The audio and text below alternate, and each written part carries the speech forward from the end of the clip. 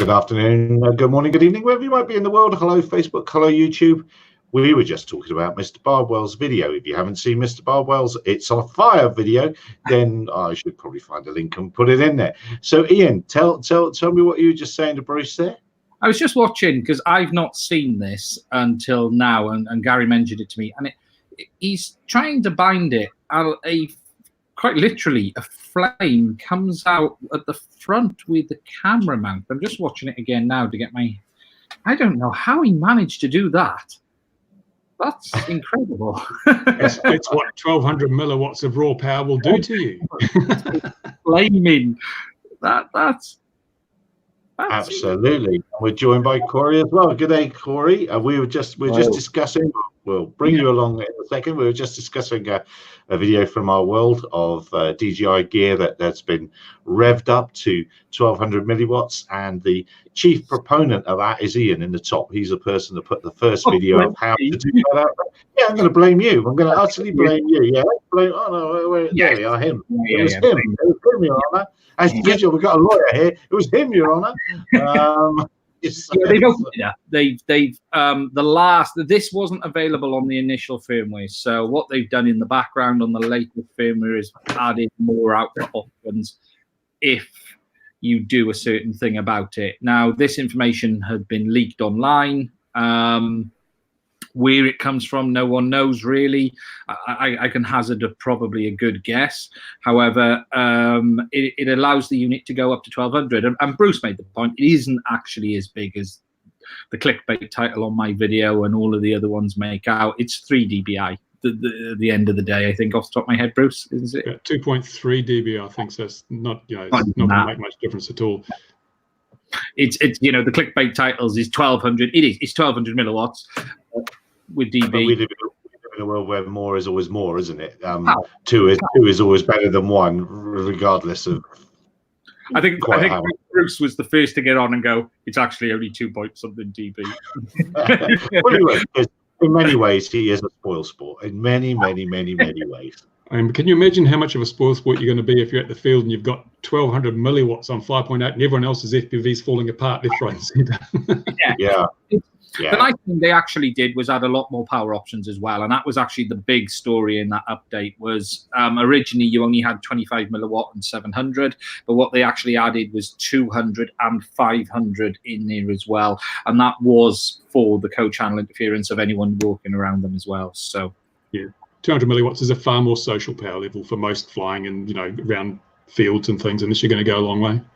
Yeah, and the heat issues then, because Bruce has also put out a video this week about another system which had big heat issues. Don't turn it on for more than 30 seconds with the high power. How does DJI gear? How hot does that run in this new system?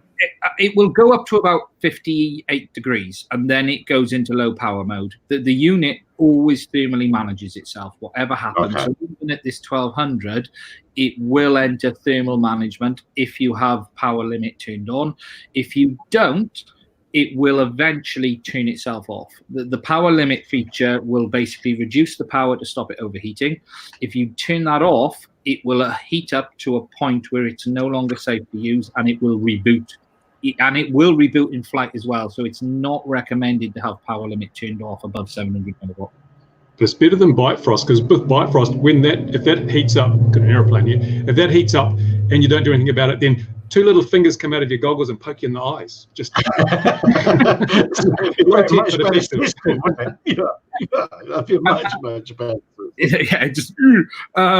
big news as well, actually, because I don't know if we talked about this, is that the OSD is coming to it as well, and that's the big thing with the goggles. They're basically going to replicate what Fat Shark are doing by the looks of it. Really, this is Betaflight doing most of this, actually. The work seems to be Betaflight rather than the goggle manufacturers, or Betaflight being supported by the manufacturers, both Fat Shark, DiviMath, because at the end of the day, it is a DiviMath system. And actually, Fat Shark this week have been separating themselves off a little bit more as well, especially since the HDO2's come out. They've been saying, look, we're really about goggles, not so much this system. And DJI have obviously been working with them as well. So they're both shaping up very nicely. To be fair to both systems, one has benefits over the other. The biggest one is that the DJI does have that variable latency.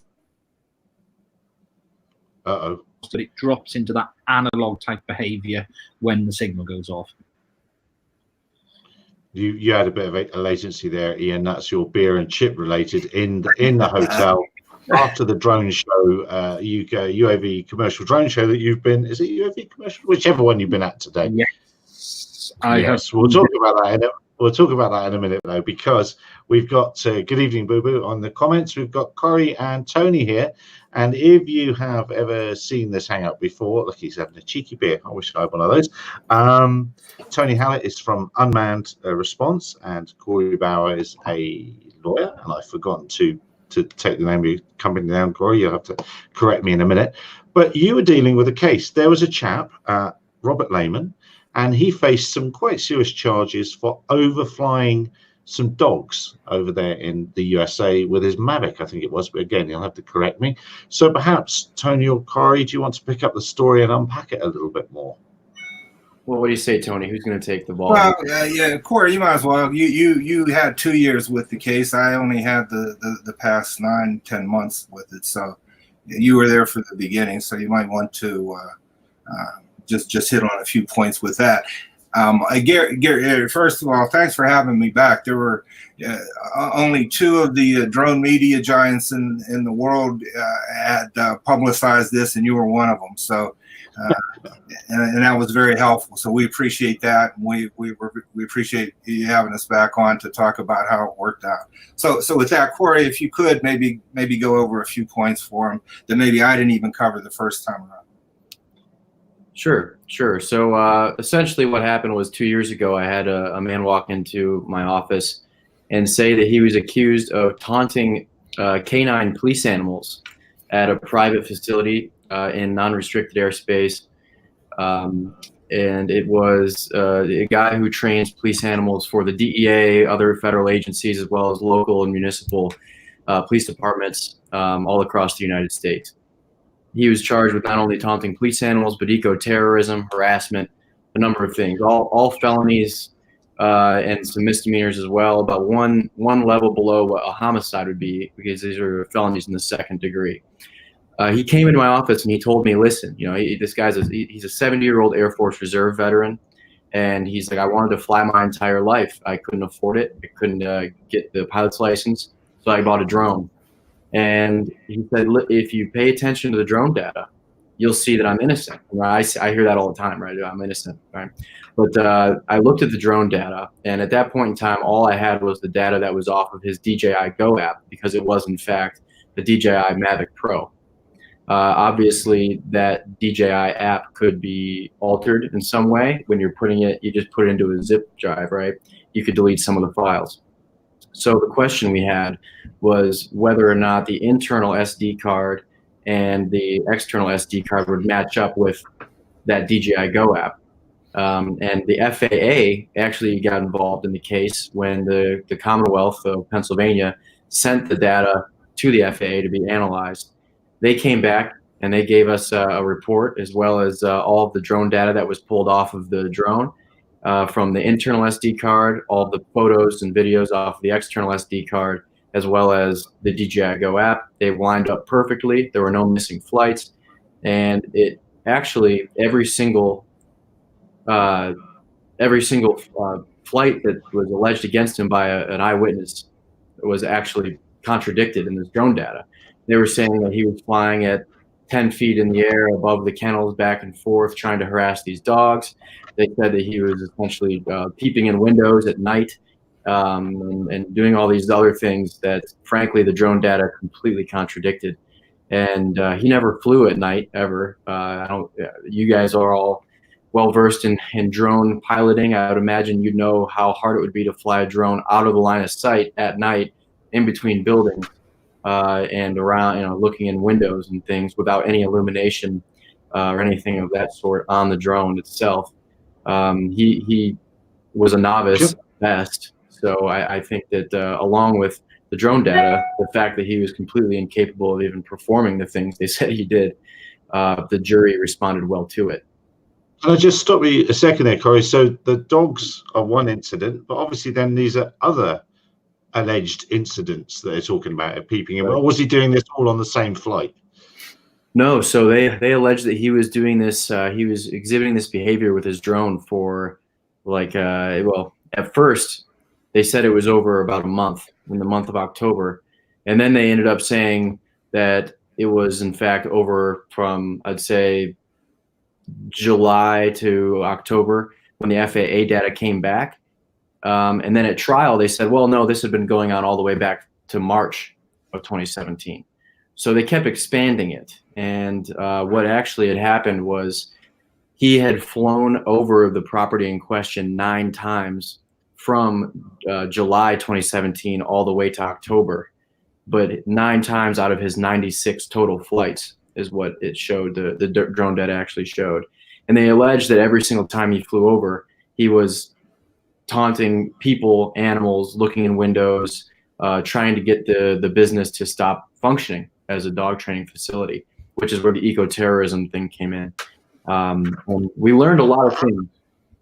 Again, I don't mean to butt in, but how can you just, what's the requirement for something to be eco-terrorism? I mean, it's just that to add the word terrorism to something seems to raise the level of trouble for the person dramatically. Of course, yeah. I mean, like I said, it was a step below a homicide charge. You know, it was a felony in the 2nd degree, and it essentially what they're saying was he was intentionally flying his drone over there to harass, to torment, to intimidate, to keep the owners of these kennels from performing their duties in an agricultural business, which they classify in Pennsylvania dog training as an agricultural business. And so it really boiled down to the drone data versus the state. And that was literally our case, because I reached out to the state multiple times and I said, hey, you got to look at this drone data. You know, it exonerates him. It shows that he's innocent because it goes to his state of mind, right? I mean, it shows if he was trying to harass dogs or harass people, he'd be at a low altitude. And, you know, or at least be exhibiting some sort of behavior that shows that he was targeting a window or, you know, a low altitude around people. And there was none of that.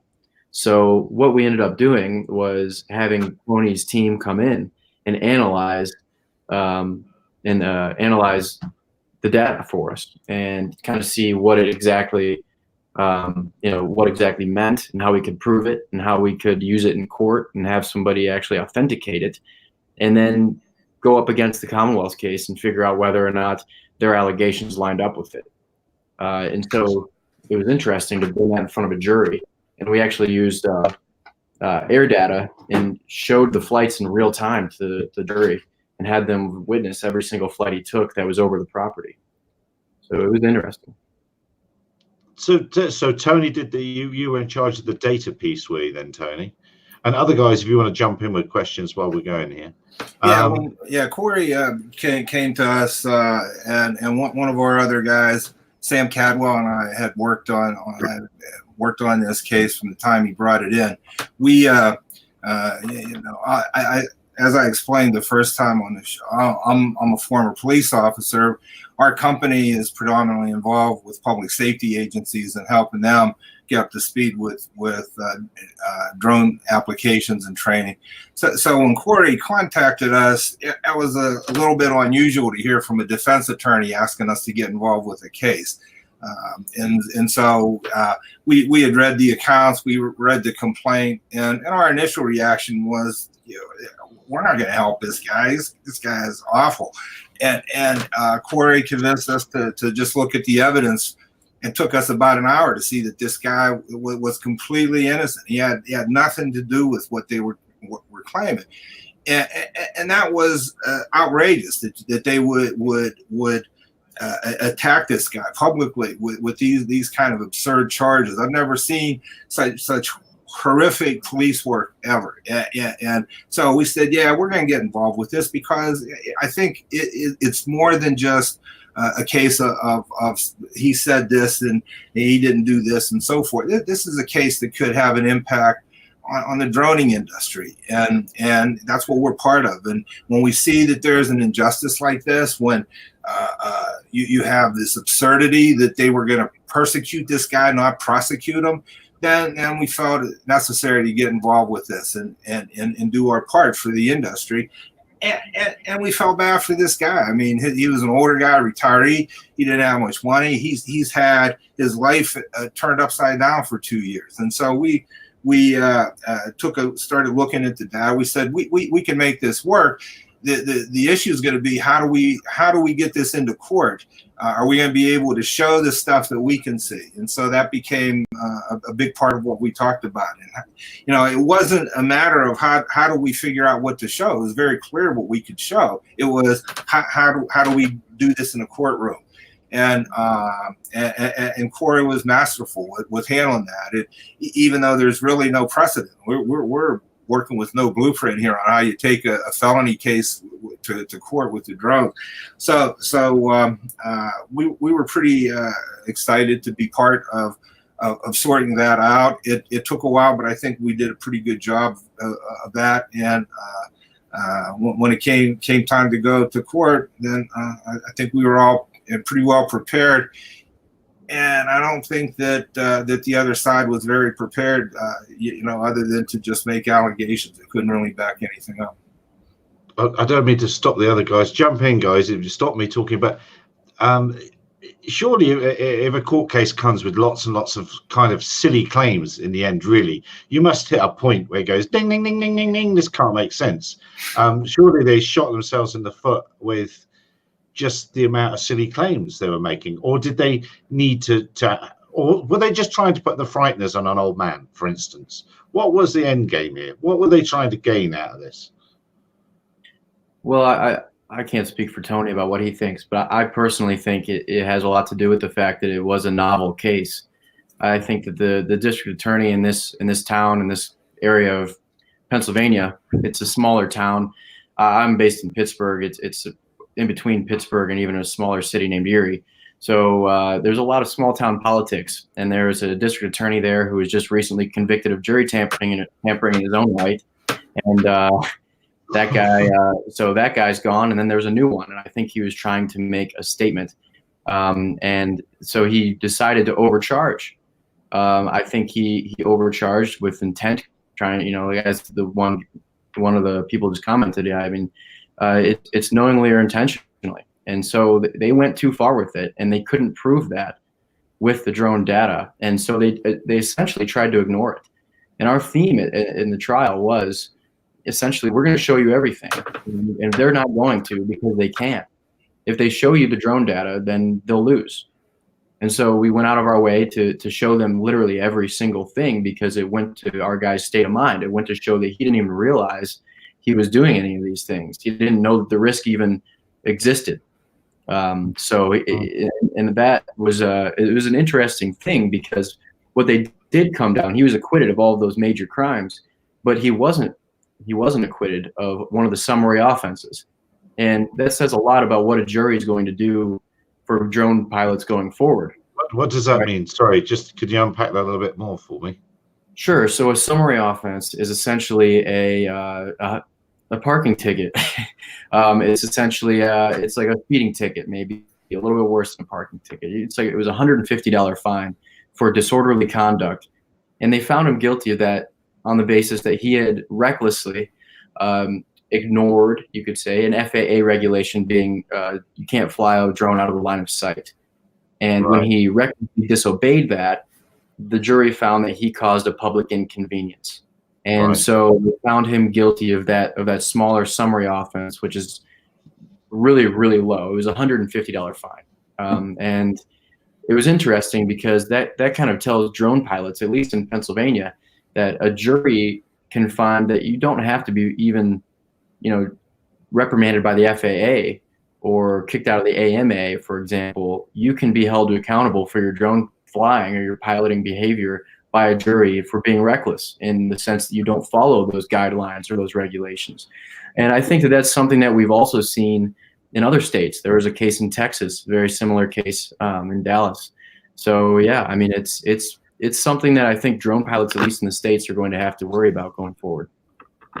And Tony, if I can jump back to the data piece. Sure. So where was all that data on that buried SD card on the Mavic, or was so there was data over and above what was on the one that you remove? Is what I'm trying to put badly.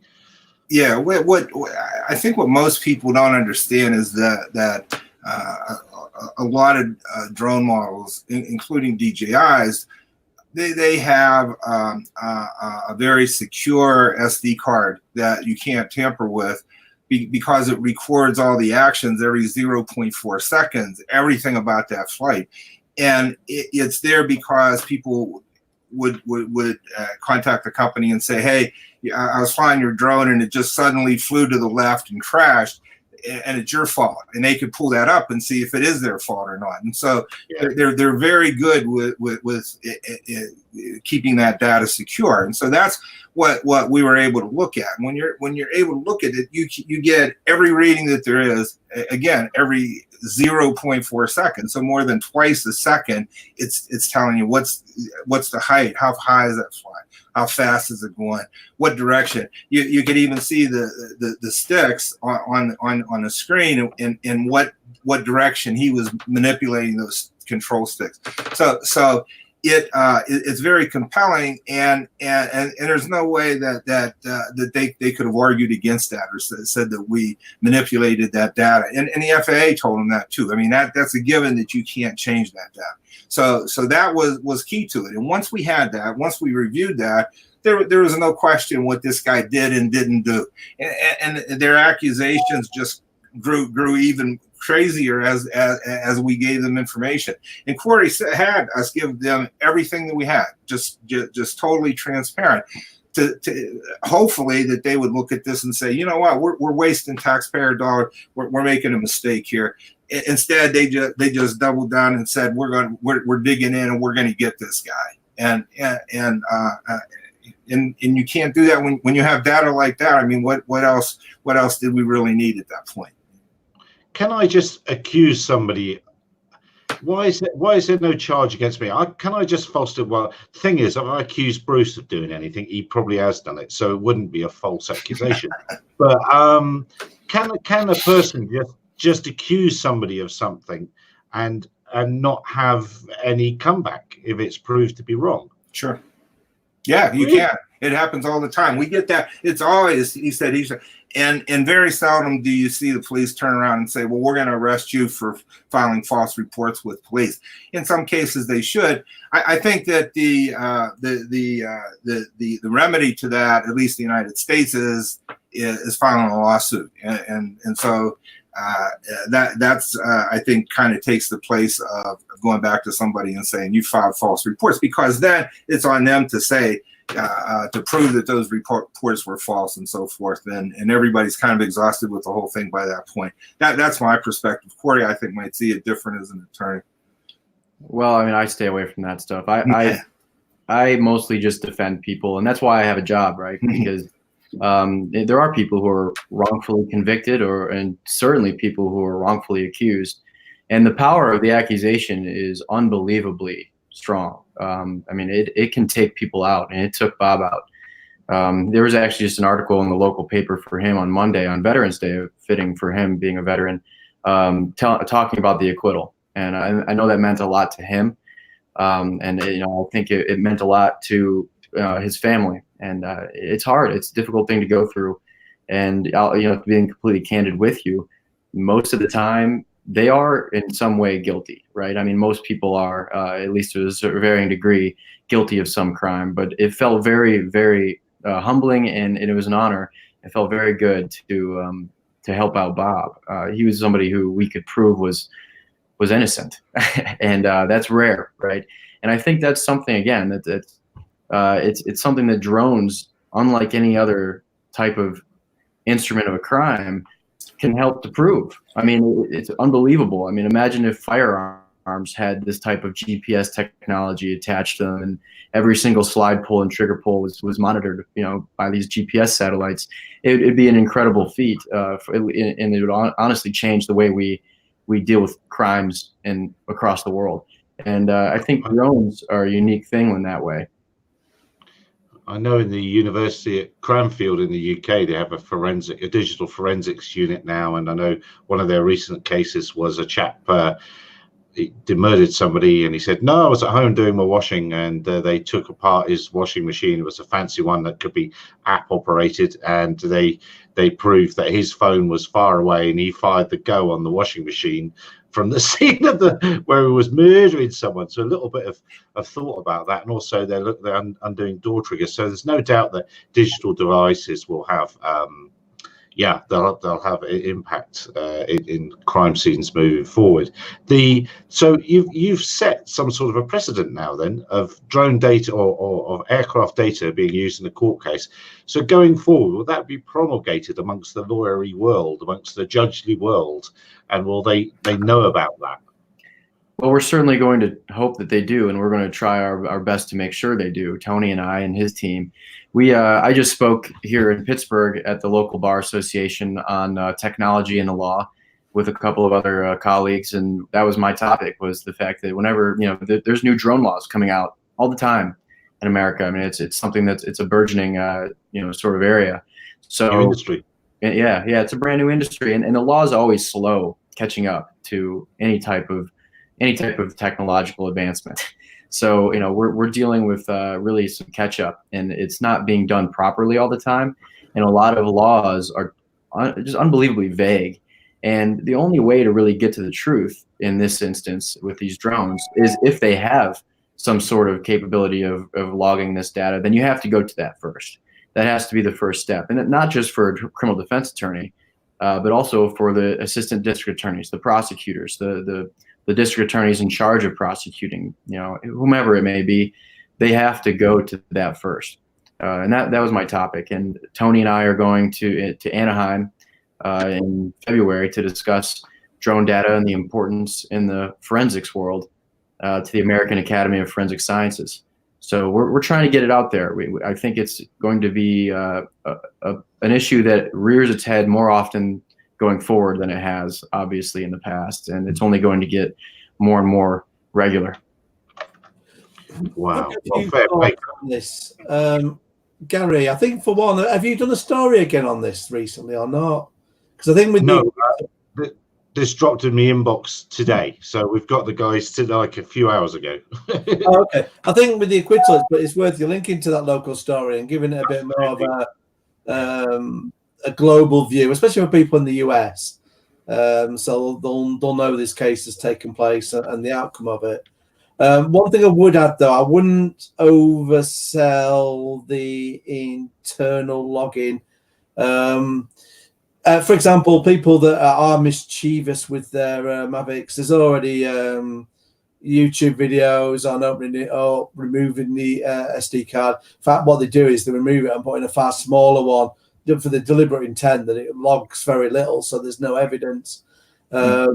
So I wouldn't sell it as this is completely 100% infallible means of evidence. I think it should be, it should be the go-to, but where drones upload to the DJI servers and as well, I think you probably want to get it from multiple sources. And also, I don't know why people don't make more use of the GPS on the phone, because that's another good one. Or the actual cell sites, because all your cellular networks record the cell site, your phone, even if you're not making a call on it, it's logged where it's pinging off. So again, if there's any dispute about where somebody was, you can get a myriad of information. So include the phone GPS, where the cellular network said that person was. So I think it should be one of the factors, the drone SD card. But I don't think we should present it as being it's an absolute source of truth, because unfortunately it's not. I think in this case you're very much correct to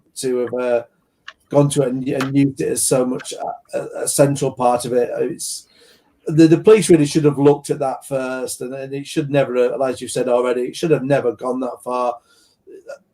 It's just clearly this ignorance about drones, I'm sure, that's driven this, and it almost feels frustrating. I don't know if you ever think of in the US as we do in the UK, but in the UK that almost feels like you should be pursuing the people that made the complaint for wasting police time. Because we actually have that as an offence here. That if you make, so for example, you get women that will do a false rape claim. So I was this guy raped. Turns out it didn't, and then the police can actually go after the woman for making that false report. And it sounds very much here that, given the drama they've created over this guy saying he was here, he did this and he did that, and you've proved he most definitely didn't do, that kind of says that their evidence was a lie from the outset. If I could speak to that, the original complainant here trained canine dogs, and he was a pretty popular guy among police officers, as you can imagine, because he had a facility in which police officers from all around the country could come in. So this very small local department was almost starstruck by this guy's power and by what he was bringing in. So the investigation, which really was not much of an investigation, was pathetic, and it was really just relying on this guy's statements and said, he's doing this to my dogs, and so the police took action. After they were shown to be wrong with their investigation or their conclusions, I think the last thing they're going to do is go back to the guy that has a lot of influence over them and charge him. If you know what I'm getting at here. Right? Yeah, no. So it really is, I think, more political and more of a grudge that led to this, and that's frightening, because we can see that turn up again and again in cases in the future. People that don't like drones flying around their house can simply, if they've got political clout within their community, they can simply leverage that political clout and try to bestow harm on this person who's just an innocent recreational droner. And I think we have, as an entire industry, I think we have to watch out for that and be sensitive to that, and have conversations like this. And Ian, you're right. I mean, there's 4 or 5 things I think will do differently if this comes up again. This was a learning experience for all of us. We were able to have a pretty positive outcome with what we have, but yeah, we certainly look at a few more things here. Yeah, I'll say we know about injustice in the drone world. I mean, face it, we've had Gatwick that's resulted in an impact to an entire country and not one piece of video evidence. This is the frustrating thing with all these drone things. Never a piece of video to prove it happened.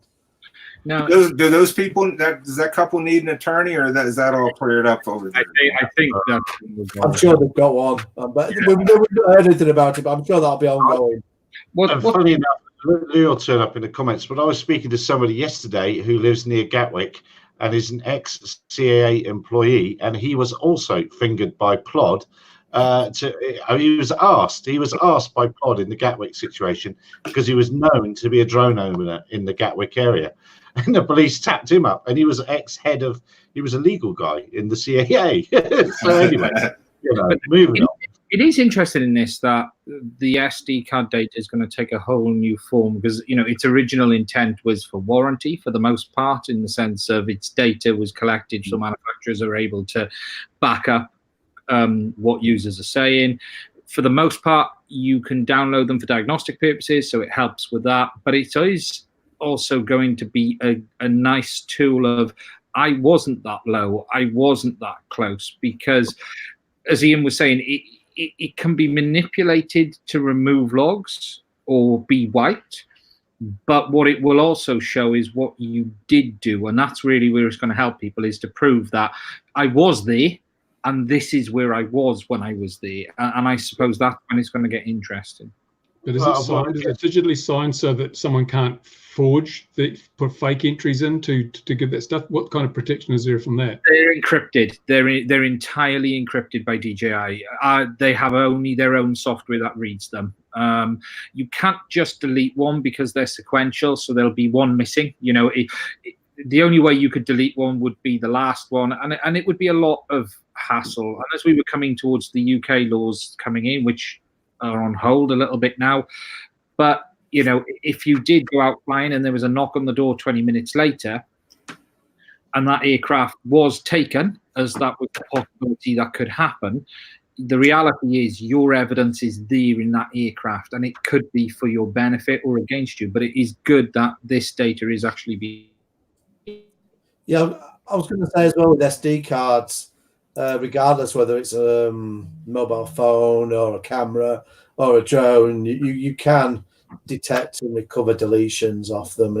You know, there are companies specifically that do that kind of forensic recovery from digital media. So I think if you're a prosecutor and someone had done that, you would be able to ultimately prove it.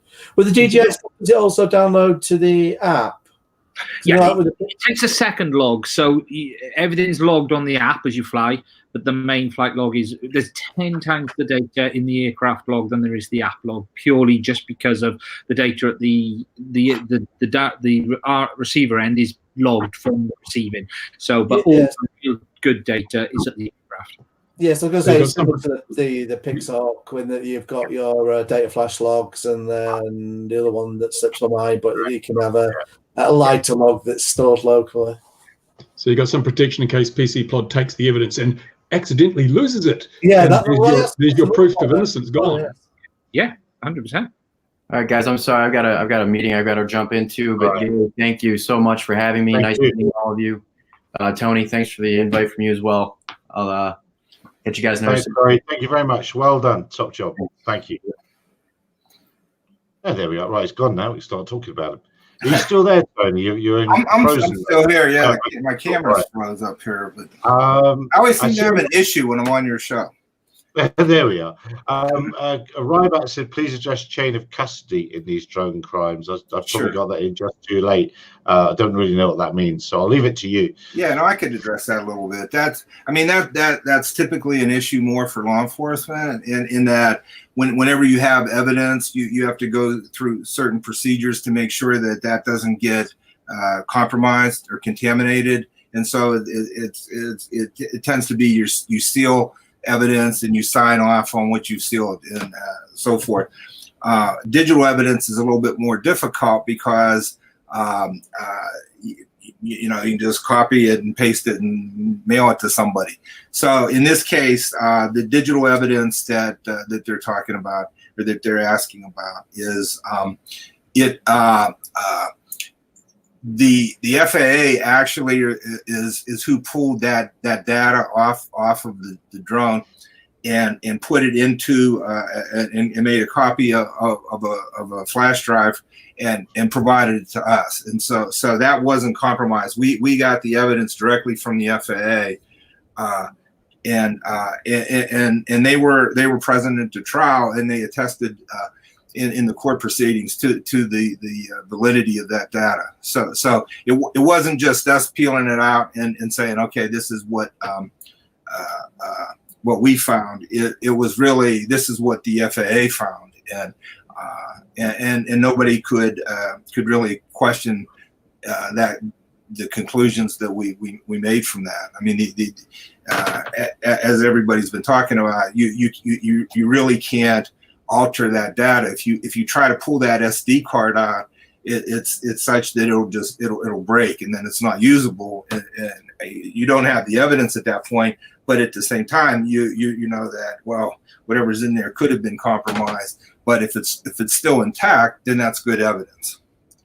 Yeah, and Osby Drone, Greg's mentioned David Kovar. I don't know if you have. He's absolutely right. He is a great resource in forensics, so it'd be worth reaching out to him. But it sounds like you've done all the right things. What a crazy case! I hope the chap is suitably relieved. Well, it was nice because again, as Corey said, as I said, yeah, that I think truly that was the first time I've ever worked on that side of the aisle. I went on my first police department when I was 18. I'm 63 now, and so in that span. I think that's probably my first with that side of the island. And I was there because the guy was innocent. We had the opportunity to look at the data ahead of time to come to our own conclusions, which were easy. And then after the trial last week, we were invited to a get together that they had up there with friends and family to kind of celebrate the freedom that he now has, the ability to sleep at night.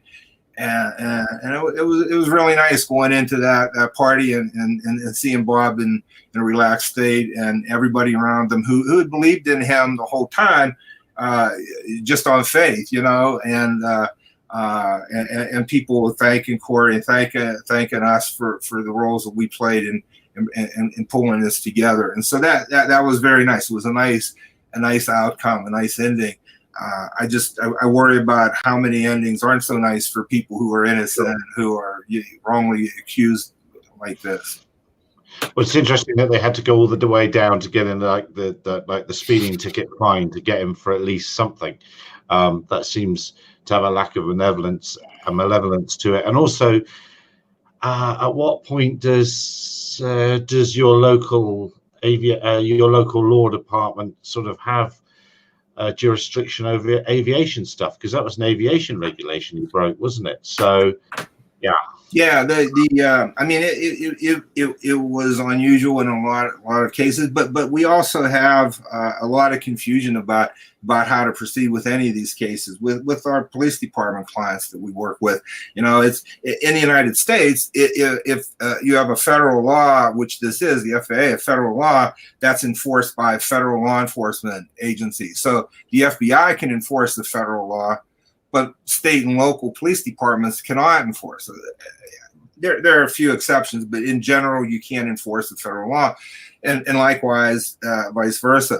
And so in this case, you had a jury deliberating and talking about, well, what about that? He flew out of line of sight, which is something that we readily included in our reports. That's what he did. We didn't try to cover that up, but the state couldn't charge him for breaking the federal law, but they can charge him for a state law that might have applicability. And so that's what happens in a lot of cases, is if you have somebody and you know that they broke a federal law but not a state law because the state laws haven't been written to keep up with the technology, then you can find a way to get around that. For example, find a charge to fix roughly. Just hit them up with something. Well, we had discussions a few years back with the Game Commission in Pennsylvania with some wildlife conservation officers, which have enforcement authority over hunting and so forth. That's right, I remember. And so we talked to them about, well, what do you do? People are using drones to drive deer, on deer hunt. And there is no laws on the books to prevent that at the time. So what they did is they would charge them for using electronic devices for hunting, because that was a state law. And so you have prosecutors who if you have a collection of claims or charges and they don't quite fit the state law, they have to find a way to make them fit. And I mean, that's fair in certain cases, but in this case, they just went way too far with that. Overreaching, I guess, is a better way to put it. And but that does happen, and you're right. I mean, you can't state and local can't enforce the federal law. They found a way to do that. They said, well, by breaking that federal law, you were disorderly and you caused the commotion. And so, it's a shame that they needed to get something out of the deal. But at the same time, when you talk about 14 felonies and misdemeanors getting thrown out and you wind up getting the equivalent of a traffic ticket, I think everybody will take that any day, and went to trial because Bob, the defendant, said, I'm not going to do a plea bargain. I didn't do anything wrong. I'm not going to take a plea. that was on the table then. A plea was on the table. Well, I mean, it's always there, and that's why prosecutors will file a whole lot of charges. You know, you pile it on a lot, and they'll go, well, you know what, we'll drop it down to just those 3 if you take a plea. And people who are guilty tend to do that. But you know, in this case, if you have somebody who's innocent and is going to stick to their guns, and that's what Bob did, then you know, you don't take that plea. And so they still wound up getting something out of it, but really it was so minor it doesn't really matter. I have a feeling that yourself and Corey are going to end up in drone textbooks all around the world. I have a feeling this case is gonna be something we all know about. So thank you so very, very much for reaching out and letting us know and letting us be able to communicate this to our community. That sounded a bit pompous, didn't it? But that's very cool. It's well done, you. I don't know. I don't have the words. Anyone else have the words? No. It's outstanding. You know, it is outstanding, isn't it? Yeah. I have a feeling we're going to see similar cases in the UK if the laws come in, and you know, this could have been the UK in 6 months' time. The reality is, it could have been a very, very, very similar situation indeed, and probably will be. Well, now we've all got something to look to, haven't we? That's the thing. It's like, well, go off, get your data, do this, do due diligence, then come back and chat to us about it.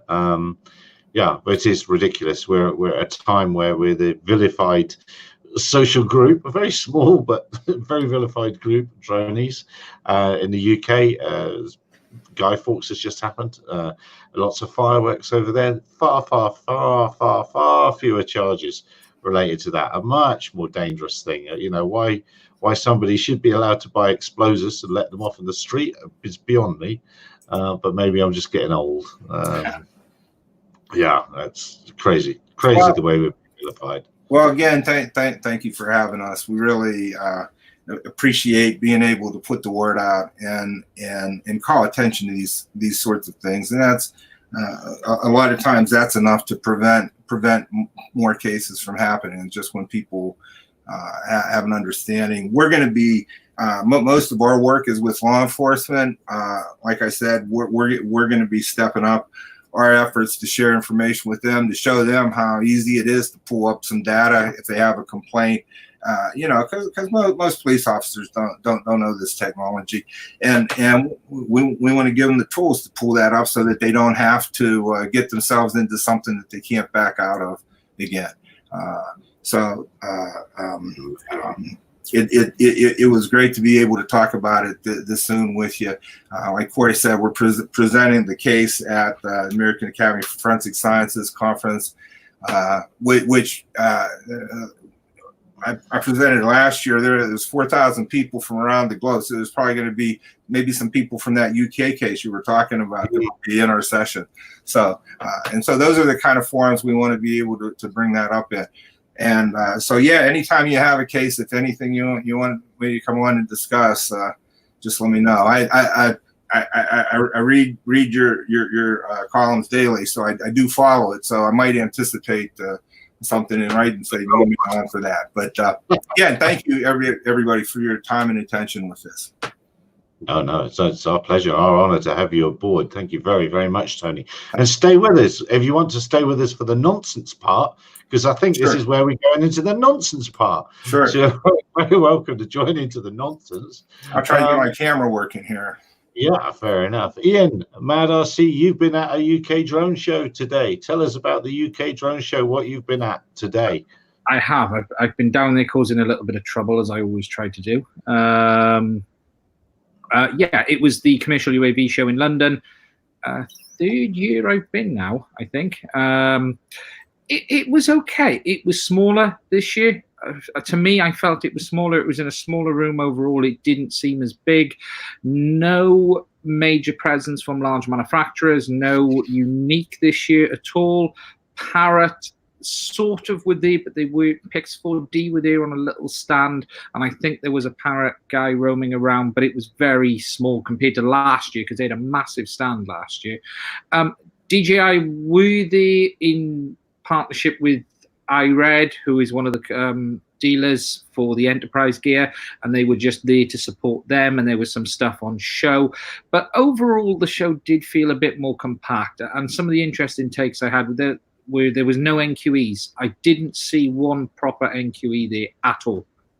And for those outside of the UK, that's training organisations. It is. It's the training organisations that train up people to become commercial operators in the UK, because we have to have, it's not a licence, I refrain from calling it that, but it is a permission to operate commercially. Now, they've probably twigged that the only people who are going to go to these things are already commercial operators, so they probably found it's not worth it.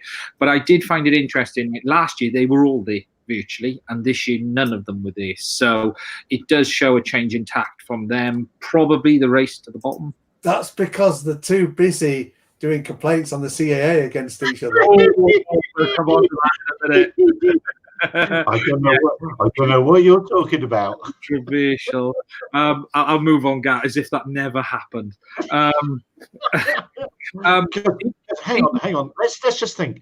If I want information, about something, what would I do? I put in. I know. Ian told me what to do. You put in a FOIA request. That's what you do. You put a Freedom of Information Act request in to CAA and say, I don't know, something like, anybody complained about me? If I was to do that, there'd probably be lots, wouldn't there? And then maybe what would happen is the CAA would send me back a PDF with lots of redaction. How far am I going to go with this one, boys? Just stop me. I think we'll cover this a little bit later on, I think. Yeah, I think we better. All right. But I mean, if I was to have redactions, it'd be terrible if I sent them via a system where you could remove the redactions, wouldn't it? That'd be awful. Shocking. That'd be a terrible thing to happen if that happened. Anyway. So should we move on? A good walk around. About 100 times around, I met Ben there from 3DXR. We spent the afternoon causing a bit of trouble ourselves, and just talking to people. And there's a lot of interesting stuff, mostly the same stuff. The show felt very much a lot of stuff on show, which doesn't really do a lot, if I'm honest. Much of it was someone trying to sell you a service, someone trying to sell you an insurance. Two of the insurance companies were there, Flock were there, as was Cover Drone. But overall, it was okay, but it was a much smaller affair this year. It feels like it's becoming more targeted now, whereas they were trying to catch everything before. It was more targeted. And I don't think you had to pay this year for any of the keynotes. In previous years, they wanted you to spill up money for extra stuff. I didn't see that this year. And I sat down through the DJI keynote, which was quite interesting. They were talking a lot about just the drone industry, really, and about some of the negative press we've had this year and the document that they put out about drones for good and things like that. I sat through Evolve Dynamics. They were there. They had a really nice big stand as well, actually. They're the guys that make the Mantis drone in the UK. And they also did a technical talk on some of the technology they're doing. And they're doing some really cool stuff with the aircraft being able to actually spot mines from above. So even if I think they said 10% of the mine is on show, their software will pinpoint it and show where it is. So they're doing a lot of stuff around that as well. It was a good day. I think many will probably come away from it thinking it probably wasn't worth it, but there was certainly a lot of people around. It wasn't dead, that's for sure. There was a lot of people in there. Oh, the other one I didn't mention was the Helios 2 was on show as well. Is it the little drone that goes through the holes and the tunnels with the cages in it, with the cages part of it. The most interesting thing I saw there was actually a drone from a university that they're using camera with mirrors to try and use that as visual sensing rather than using like object avoidance sensors and all of the usual ones. And they've got like a 360 mirror on the top. And the irony of the whole show for me was the best thing I saw there and the most interesting thing was a drone about that big. And it was being made by a university, and they're doing some absolutely fantastic work. I've got their card, so I will dig some info out on that because it is really, really interesting the work they're doing. Mitch was asking, was there anything new from Pix4D? I think they announced a competition today, but I think that's about it. I didn't see it. I didn't get a chance to have a proper talk to them. They were mostly talking a lot about software. They weren't showing aircraft. Last year, they were very much showing the aircraft and the payloads that were available with EB and all of them. This year, there was none of that there. There was just none of that on show at all. Now, I did have a chat with the CAA whilst I was there, had a chance to catch up with them, put some of my personal complaints across from the drone registration scheme about the website being too convoluted, talking to them just about they need to make that simpler. Did get a whinging about having to register as a commercial operator as well, but also had a bit of a discussion of what happens next year with the EASA regulations coming in.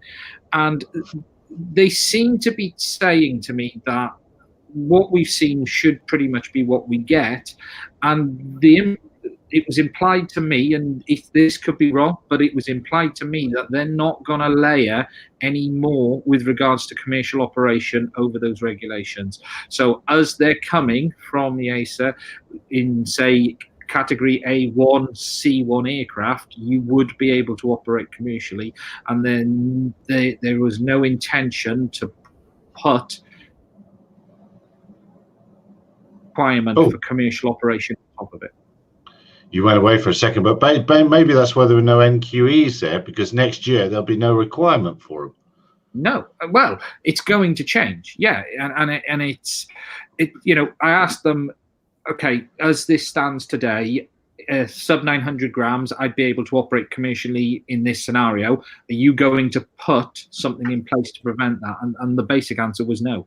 So for certain levels of people, you would not need a commercial PFCO to operate commercially. There will still be massive benefits, though, to doing it, because if you want to do some more of the stuff, such as the night operations and things like that, you would still need one. But it does look like it's going to open the doors quite a lot for basic work to be able to be done.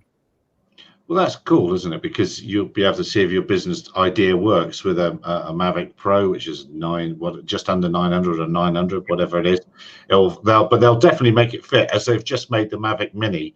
Yeah, 249 grams. They'll definitely make the next Mavic fit under whatever the EASA regulation ends up being. That was 900 grams, wasn't it? Yeah, it was 900, wasn't it? So. Yeah, there's no doubt they'll do that, because that's been adopted by it's an easily achievable target as well. The 900 has tons of headroom. 250 is difficult. 900 isn't. That's the difference. They'll be able to do 900. Now, at the end of the day, I had a nice chat with them. None of this was it wasn't specifically private or anything like that. It was just a commercial operator asking questions, and they were very much, they have to get all the rules in place by mid next year. We should know around May, June time of where the land lies on this. So then, is it sub 900, or can you go larger than that? It depends. You can't go to 4 kilo, but it depends where you're going to be doing it as well. Because A1 class, I actually had to open the document I made.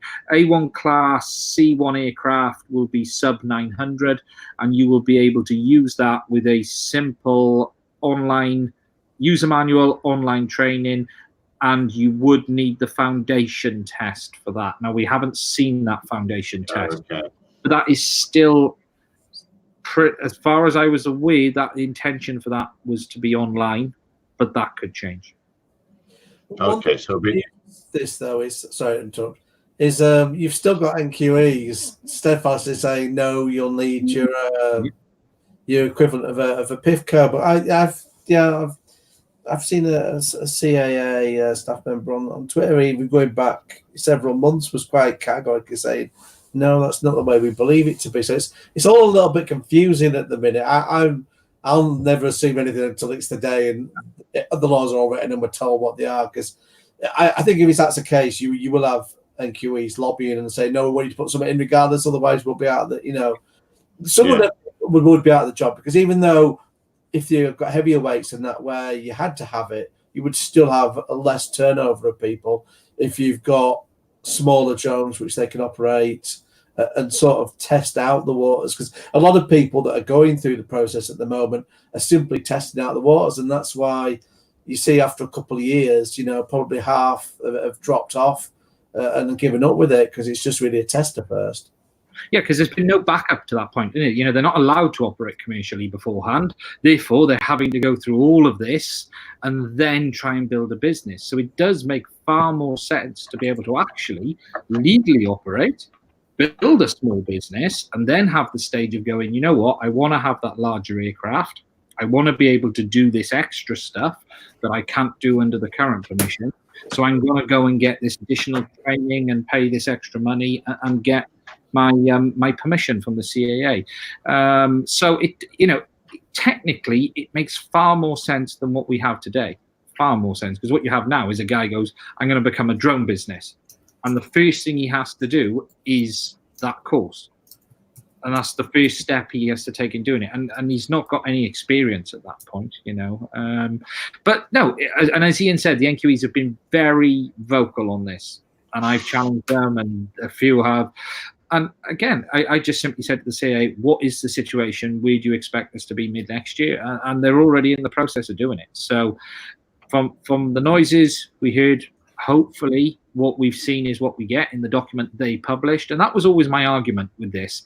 NQEs kept saying, yeah, but they're going to do something else. And I said, so why is it not in the document that the CAA published themselves outlining where they expect this to go? Because nowhere in their own document do they say we're going to put additional compliance on top. But as Ian said, you never know until it happens. Well, I think some industry players have pushed to be on the recent registration piece, and I suspect those very same players are pushing hard for a little bit more pie moving down the road and still hope to influence things. They've done it once now with registration. I wonder if they'll manage it again.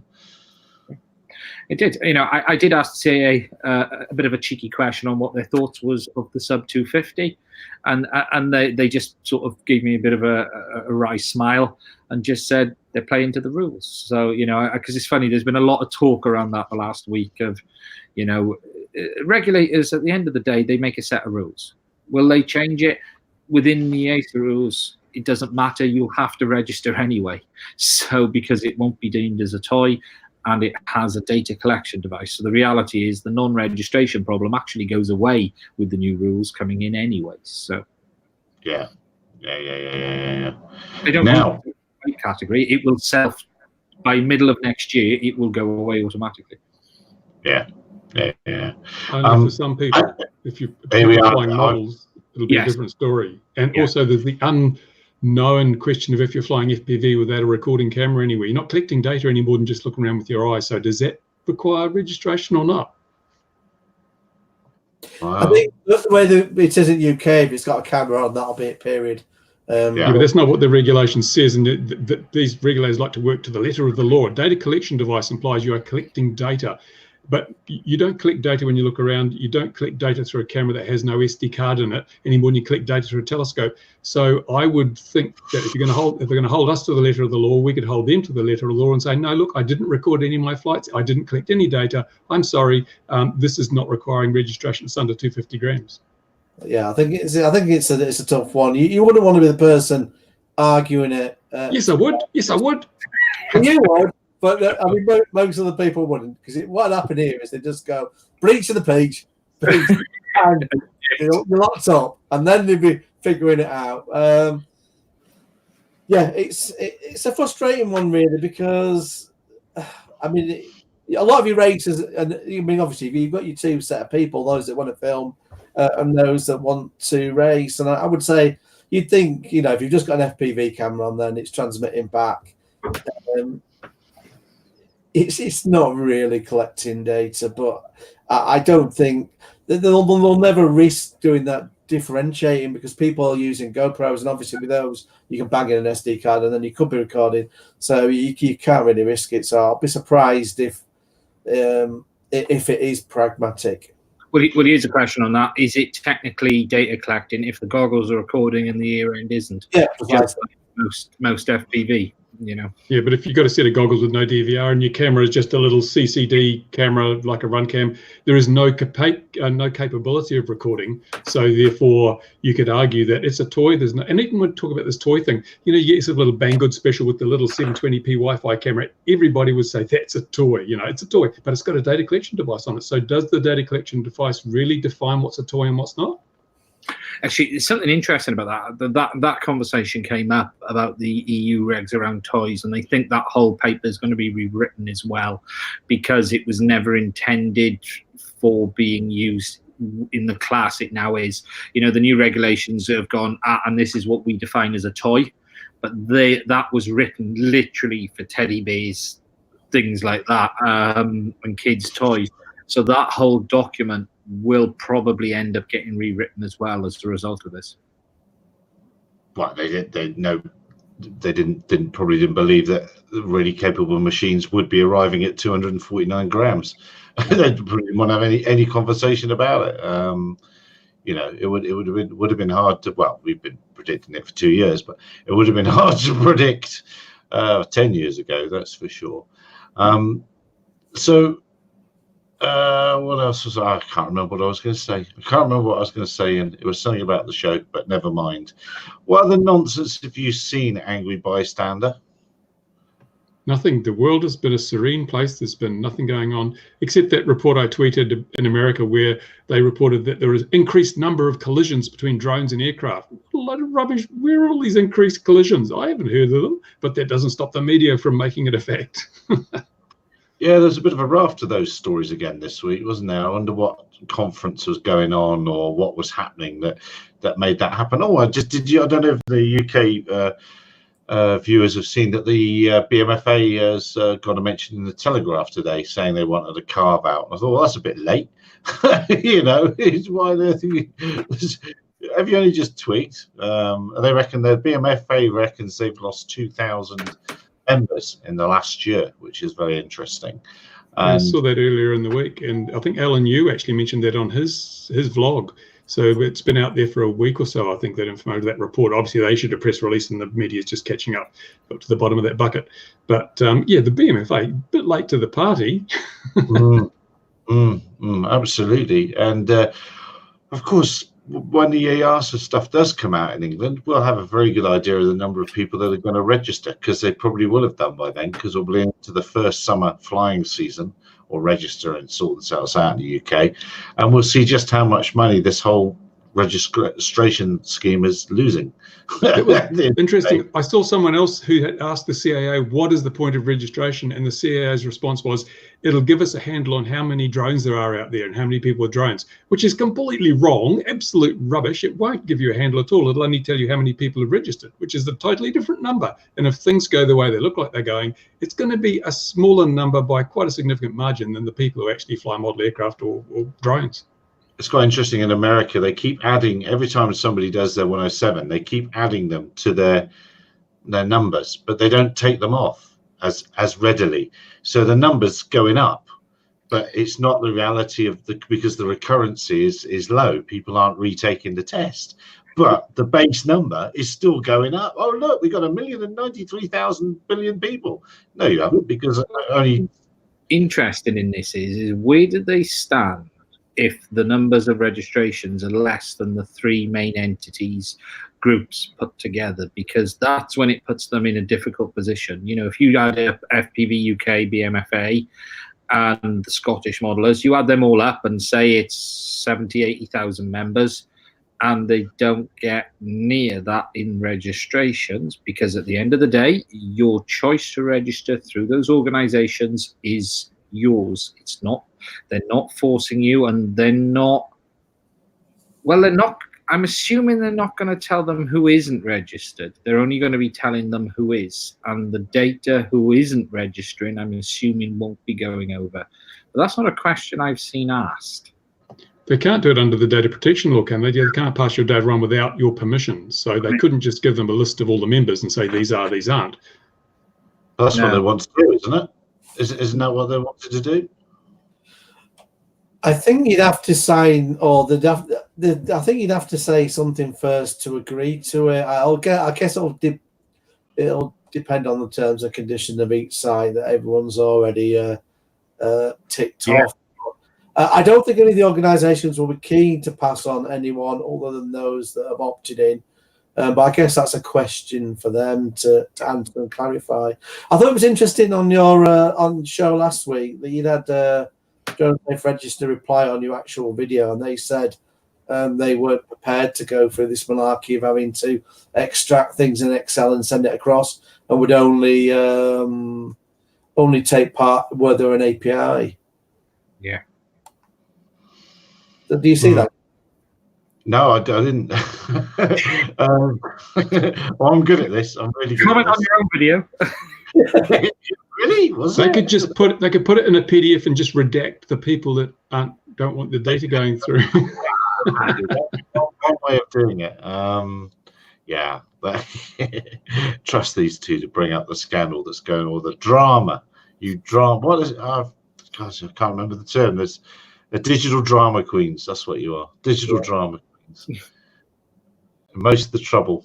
Now, what else have we seen this week? Because look, we're over time. Is there anything else we've seen this week that we should talk about? I think we should cover a bit of the drama. Go on, then I'll let you. Games or anything. So yeah, the drama at the moment in the PIFCO world on Facebook, the place of drama. Yeah, on Facebook. You want to be on Facebook just for drama because that's where it's at. Twitter, you don't get drama. I don't know why. You get a bit of banter and you get a little bit of argument, but it never goes into full-on drama. So, yeah, it's kind of like your soap opera, Facebook. So what's going on at the moment is one NQE trainer has had complaints made by other people within the industry, which we assume are primarily other NQEs, other people in the same area of business. And it makes you wonder how much of this actually goes on. In fact, I think I'm going to do a Freedom of Information request asking how many complaints they get PIFCO versus PIFCO, because I think it'll be interesting. It used to be years ago, there was quite a lot of bitchiness, and I actually thought that had gone away. And that, yeah, popcorn, yeah. And I thought that had gone away and people were just getting on with it and all that was kind of behind us. But it seems that, and I think unfortunately it's quite a waste of the CAA's resources, because, you know, when you look obviously in the wider world with your hobbyists and you look on YouTube and all that there is to deal with, the last thing they should be dealing with is, I think you call it blue on blue.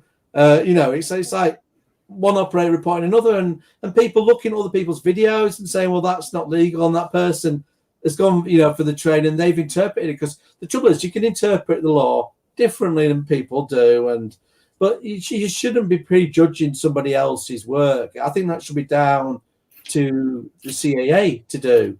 Yeah, I think it's unfortunate when you have people complaining against other people, and it looks like it looks like almost it's grudges and points being scored against each other. So yeah, what had happened basically is there's this one operator that seems to have had a number of complaints against him, and one of the services he does is he does ops manual reviews, and that's kind of, it shouldn't have to be a service, but unfortunately it's becoming necessary, because not only is the legislation keep changing, but even the CAA change the terminology. Well, you don't even have to do it. You know, 1 minute, you know, it's a PIFCO and it was a P4 before that, and I think it was something else before that. But literally, if you haven't updated that in the manual, you know, they're saying they're going to charge you. They're going to charge you the entire fee again, which is grossly unfair when you're making it so complex. So, I mean, I'm reasonably good at reading legislation, but and even I would struggle. And you think if people aren't, I can understand why they haven't got services, but obviously he's had complaints because he's doing that. People saying, "Oh well, if you're not doing manual and tiny yourself, you're dangerous." And it's like, no, that isn't true. As long as you can read it and understand what's in it, then that's fine. And again, it's this silliness of, if you're one guy doing wedding photography with a Mavic, why should you have to have a completely different manual, different wording than another guy doing wedding photography with the Mavic? You know, NQEs before were doing templates, And even then, the templates are actually making you put too much in, creating a rod for your own back. Some of the questions didn't even make sense to you filling in, but you kind of did it because it was there to do. But at least it was some guidance. And I think now, even that is like, oh no, you've all got to have it different, because I think there's all been this sort of squabbling and battling against each other, and I think that's unfortunate. So anyway, so this happened. So what this guy has done is he's done a freedom of information request to the CAA and said, I want to know everyone that's done a complaint about me, the emails and so on. And he's perfectly entitled to ask the CAA for emails or other stuff to store, because it's that digital information. Now, I don't truly know how much he's got from that, but he seems confident that he's identified some of those that have complained against him. And I think this is primarily for the fact that apparently it's several hundred pages, and some poor individual has had to go for that manually and redact out. And I think if you've been doing that for hours, maybe you lose a bit of concentration or whatever. And there's little bits, there's little clues within some of the pages, like logos that haven't been fully covered up properly and so on. So I think he's been able to establish that way. Now, I had an initial concern, and actually I have done some investigation in the time being, and I'll see if I can screen share. Because what I was concerned... Oh, here we go. Now I'm in trouble. Go on then. I'm going to share a single screen on here. There we go. So can you see this right, here? I've got it. There we are. Yeah, here we go. So oh no. This isn't as worrying as I thought it might be.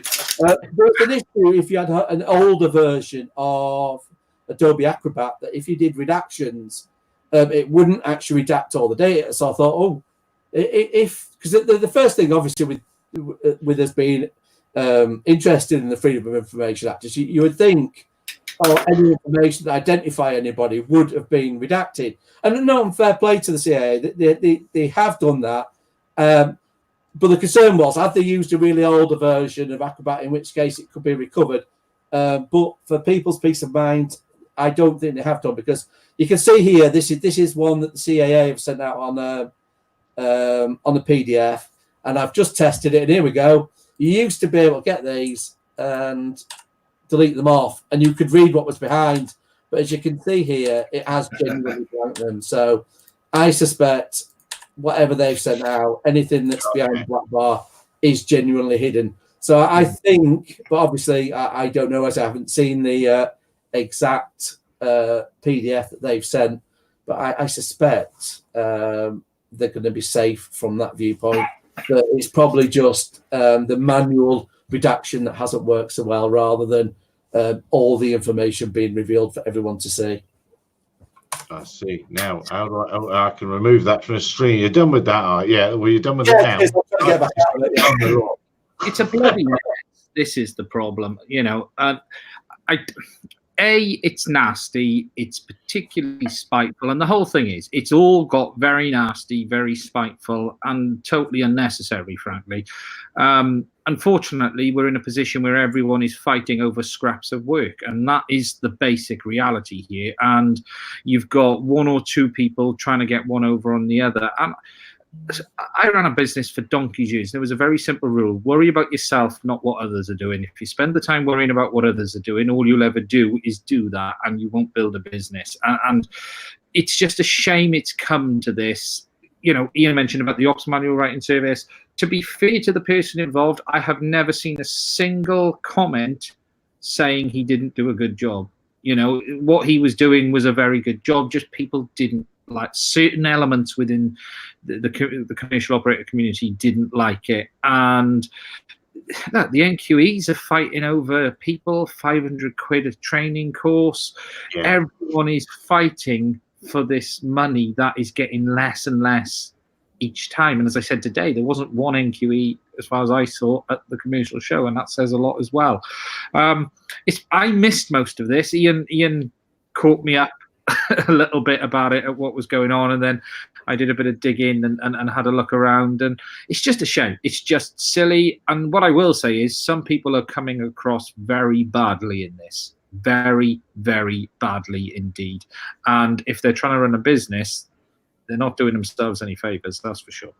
But I saw all those reports that said we should be bathing in money, $20 billion a year by the end of the decade. Who's got all this money? It's not us. Someone's got it. That's the problem as well, is that this dream's being sold and people coming into the industry with unrealistic expectations. And it's been made worse, and I don't know where the figures come from, but some report saying that you could get around about a 70k salary. Well, that's not happening, because anybody that's salaried, I mean, I've seen jobs in London for drone pilots. I think of one at airports, and it was sub 20k. I've seen engineering jobs where you've got to have the software and hardware skill set in the 30k margin. Now, conventional IT, in fact, I know people in call centers on more money than those jobs. So I'm really, really puzzled. Someone is definitely overselling the industry. Yeah, they're not drone pilots, they're drone drivers now. Yeah, absolutely. Yeah, just a driver, not a pilot. No airclicks involved. But there are some positive things happening out there. Drones are being used for lots of things, and it's all good stuff. But it's just not at the numbers. Don't remember we used to have that spinny wheel. We used to put random numbers in and then guess the industry that number would apply to, because that might as well how you do those reports. If you happen to see a report in SAS News, it's not because I believe it. It's just generally now it's because the number's so outrageous that I run the press release. And I know, dear SAS News reader, that you are discriminated enough to realise that it's a load of BS. But yeah, the number's really high. I put it in because it's just funny. Something I was going to say, and he made the point that this operator has put in a freedom of information request, and you know what, that is 100% right, and I hope that doesn't change, because at the end of the day, everyone has the right to understand what information is being held about them. But further to that, if complaints are being made, he needs that data to be able to defend himself at the end of the day. And it is not good that any organization would collect data and not share that with you. Frankly, every complaint that's given to the CA should be shared with the commercial operator, as far as I'm concerned. It happens in most other types of industries. So there's a complaint. Why is that not shared with the operator? Why is that? Send it on as it arrives. Yeah, just even if they redact who it's from, but the body of the complaint should be made to the operator involved, because at the end of the day, you have the right to know if someone is saying stuff about you that isn't true, and you have the right to defend yourself as well. Mark Emerson says he's a pilot for drone SAR for Lost Dogs. There's even infighting between the pilots here now, but I'm sure every industry must have this. All the Pizza Huts in town must have that. Every industry must have this. Yeah, I mean, you will get it everywhere. I think it's just the trouble here that you've got an industry where you've got to put money up front, haven't you, and invest a lot of time and effort in it. And the promises that they don't add up. So I guess it's all just, I think it's just those kind of issues. I mean, it must be really frustrating, and people that, and I've seen, operators have made, because a lot of the PIFCOs have been there for years, already had existing businesses, successful businesses, photography business, whatever. And the drone was just an add-on service, and that's quite easy. So I think it's relatively few people that have gone and made drone business. And I say thumbs up to them, I think that's really hard work that's gone into those operators on that, and good on them. But I think for anyone else coming in, that's really tough. And there's actually, funnily enough, within the last few hours, there's been another event on Facebook, which is about a job that's gone out in Liverpool, and it's for a roof inspection. And people saying it looks like it's a 3-man job potentially, and it's near the airport, so we need clearance for them, and so on and so forth. And someone's bid it down all the way to £50. Oh. And so, well, I shouldn't have done that. I'm sorry. I was just. I'm doing it for 50. I'm travelling up there as well. I'll go by. If I can get cheap airfares, I'll come for £50. Exactly. That's right. It is interesting to something Ian said earlier, and it is this interpretation thing. And we keep seeing this on Facebook. Everyone ends up arguing over the right way of doing it or what everyone else is doing wrong. And this is part of the problem, that you've got one subset of users who, whatever happens, they say they're right. So as far as they're concerned, they're operating in the 100% correct way. Unless you're doing it to their method, you're wrong. And you've got people who are... they're not pushing the boundaries. That wouldn't be the right term. They are interpreting the rules in a different way. And the rules are set out in such a way that that is correct, that is acceptable. Now, the problem you've got is they're interpreting the rules and doing their thing, and then complaints are coming in from those who don't agree with what they're interpreting, and it's causing the problems. And this is where the whole thing is. And it will never be black and white. The whole landowner permission, the whole thing around distances, there is a level of interpretation in place of what is under the pilot's control.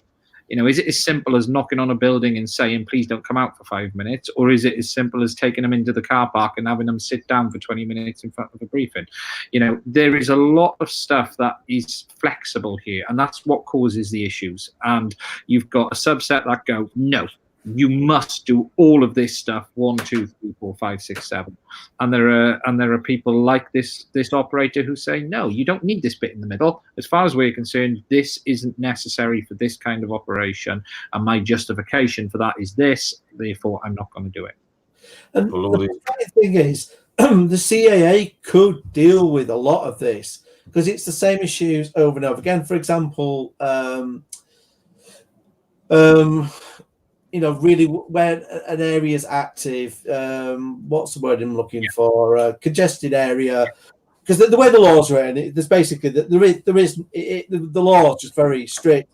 There's no leeway. It says, you know, if somewhere is used for leisure, residential, whatever, it's that all the time. So you could argue that, you know, like some of the Yorkshire moors I go out to. You could argue they're a congested area because people will use them. You know, sometimes on massive, it's a sunny day, but you know, on any cold day, that they'll be completely empty.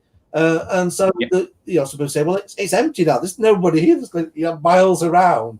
There's no way it's a congested area, and I'm going to fly. And then there'll be those that say, no, the law doesn't say that. You're in the wrong.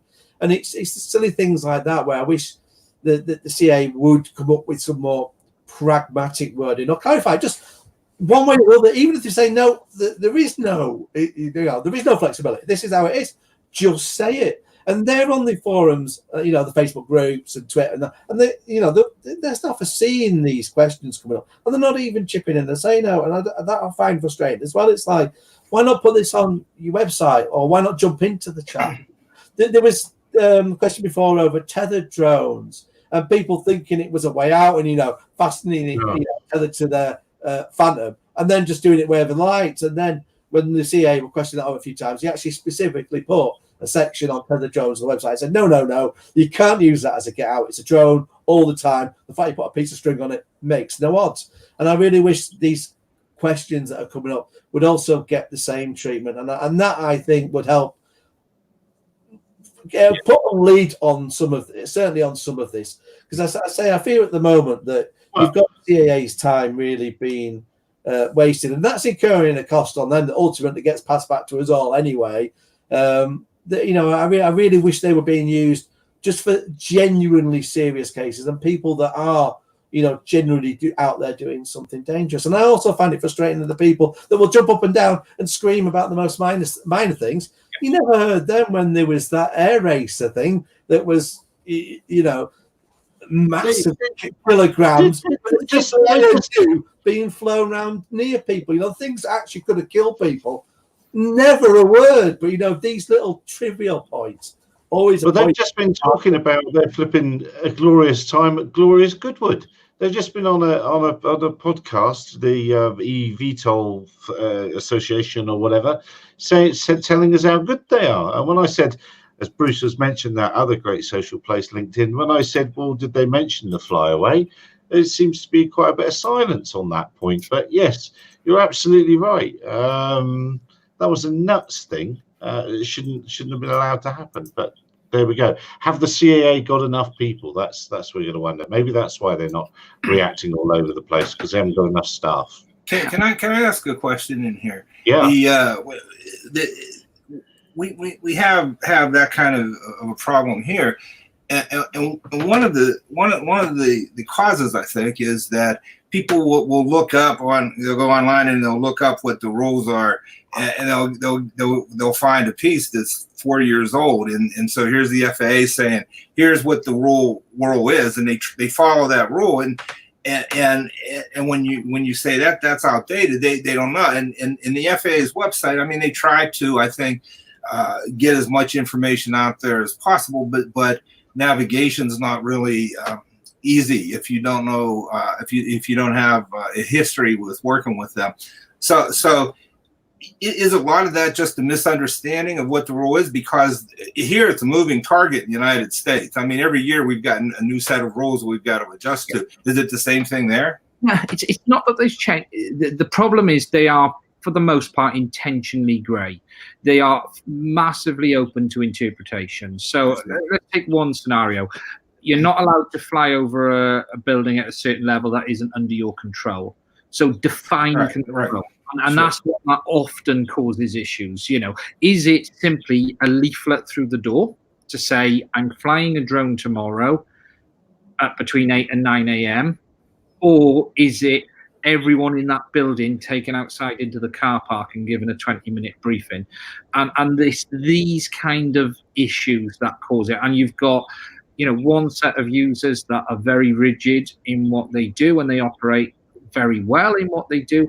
But that's not to say the others are dangerous either. And that's the problem. And this is what they like to do. They like to say, if you're not doing it this way, then you're dangerous. And the reality is this: if you do something and it goes wrong, that's at the point that the decisions you made will be investigated and checked. And it's that simple. What we don't need is other operators trawling through YouTube looking for every opportunity to grass their local competition app. But that is what's happening. That we have operators who spend 50% of their week when they're not flying trying to get the other half in trouble. And that's the problem. Yeah. I'm sure that rule can be applied to many, many, many different types of businesses. I bet that happens. I bet competitors do just the same. It's the same in the beauty vlogging industry. I can vouch. Oh, yes. Yes, of course. Yes. You probably have been a victim to all sorts of abuse from. They're really bitchy. It's terrible. I loved your beard oils, Bruce. Your last one on beard oils. That was bang on. Funny enough, Mother bought me some flipping. When he came on holiday a couple of years ago, she bought me some of that stuff, and I don't seem to have bothered to use it. I'm afraid. No wonder your beard was squeaking. Yes, I'm not that good of a millennial, am I? Really, I don't think I am. I'm too old. Blast. Boomer. Not millennial. What's the word for these youngsters? These trendy youngsters. I can't think what they are. Hipsters. That's it. Hipsters. Hipsters. Those ones. Yeah. So that was the popcorn. It's ongoing. It'll probably be ongoing for this week. The poor mods on these websites are beginning to pull their hair out. I just said ban everyone. That was my solution to the problem. That's always my answer. Now with that, so we've got that one off our chest, gentlemen. Are we sure? Yeah, but did you notice that you know the rules that say you can't fly within so many meters of a building, and that you've got those regulations in the UK and so forth? What a load of toss that is. I hit a building and nothing happened. It didn't fall over. Is that what you mean? The building didn't fall over and the plane wasn't even damaged. So I think you strike that off the rules. Of course. Whatever you say, I'm sure you'll be getting that written into Parliament tomorrow, Brucey. You'll get that away to them.